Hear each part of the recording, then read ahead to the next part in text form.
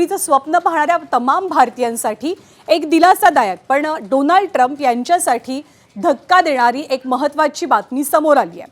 अमेरिकेच्या कोर्टानं Donald Trump यांनी H1B व्हिसावरती जो एक प्रकारे अतिरिक्त फी लादलेली होती त्या विरोधातला निर्णय दिलाय। ट्रम्प यांनी H1B व्हिसा शुल्कात केलेली प्रचंड वाढ कोर्टानं बेकायदेशीर ठरवली आहे आणि व्हिसा शुल्कात अशा पद्धतीची वाढ करण्याचा अधिकार राष्ट्राध्यक्षांना नसल्याचं स्पष्ट केलंय।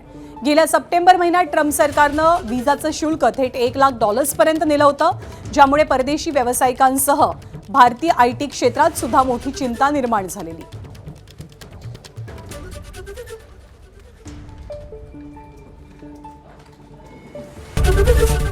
एबीपी माझा, उघडा डोळे बघा नीट।